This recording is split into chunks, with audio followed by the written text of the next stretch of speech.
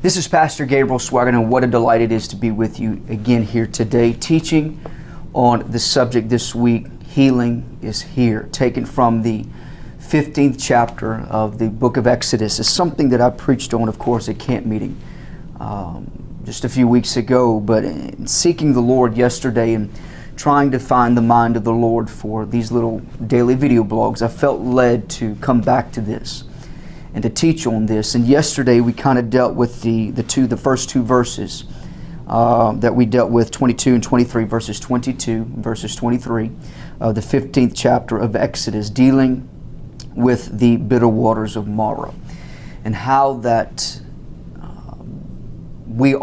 every one of us are going to experience some bitterness in life.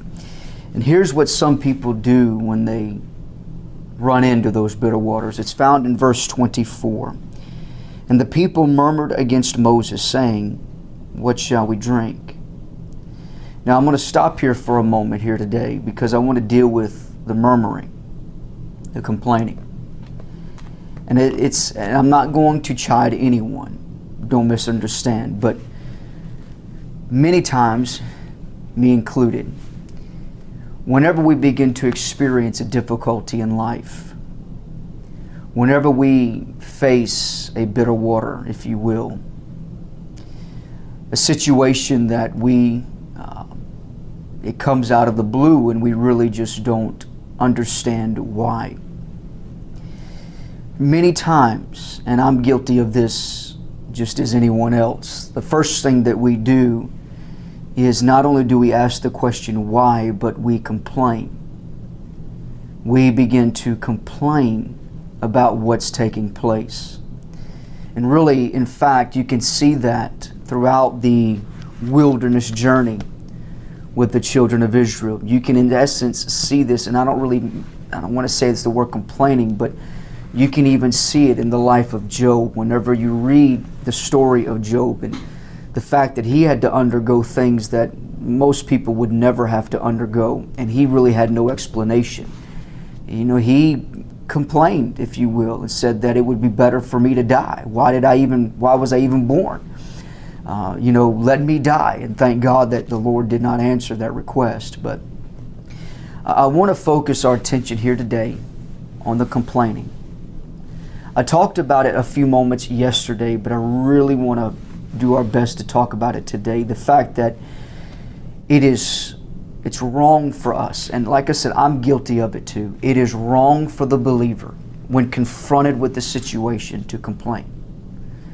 Because when we complain, we are saying in essence that God cannot meet this need. Over and over in the book of Exodus, in that wilderness journey, you will see the people of God who had just experienced a miracle, once confronted with another situation, begin to complain and say, we should have stayed back in Egypt. We should have died in Egypt. We should go back to Egypt. And really, that's what most Christians do. Most Christians, when confronted with a situation, begin to complain. Well, I should have never have gotten saved. I should have never accepted Christ, because if I would have known this, what I know now, known then what I know now, maybe I would not have done it. However, that's one of the most foolish things one could ever say. A Christian's life, albeit full of difficulty, is far greater than the life of an unbeliever. The reason is because of the fact that our names are written in the Lamb's Book of Life. The reason is the fact that we are saved by the blood of Jesus and we're on our way to heaven. And as the Psalm says, I'd rather be a doorkeeper in the house of my God than to dwell in the tents of the wicked.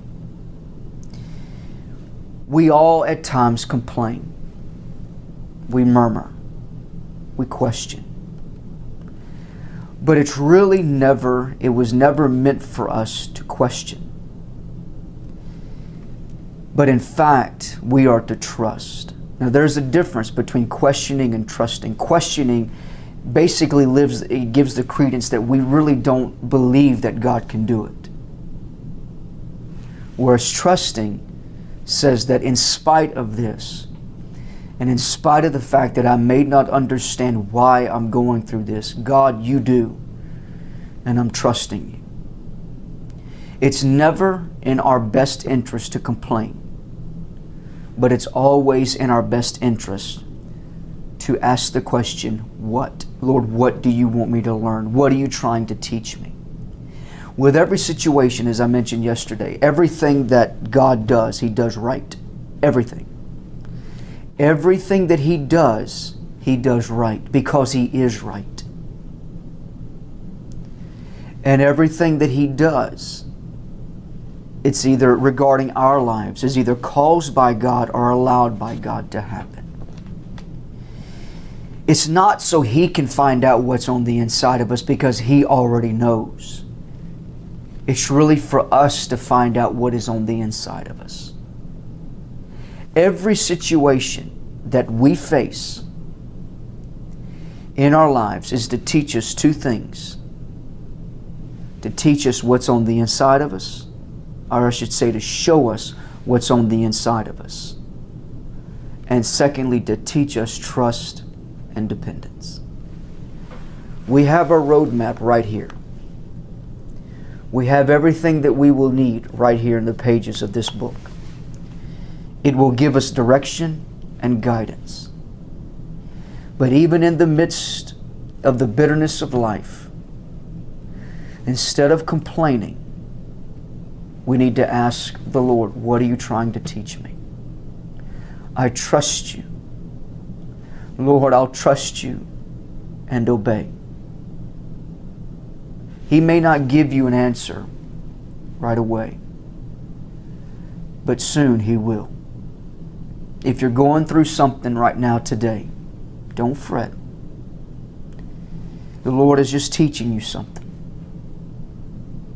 He's teaching you trust. The question is will you trust Him?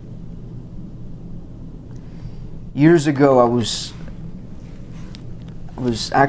riding in the car with my wife. My wife was driving and I was on the passenger side, and we were going somewhere, to be honest. I don't remember where we were going or where we were coming from.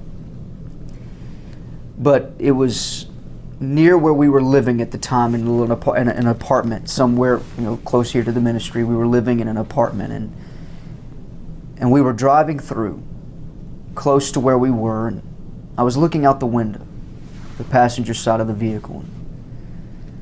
I was looking at a development that was coming up, and all of a sudden the Lord spoke to me.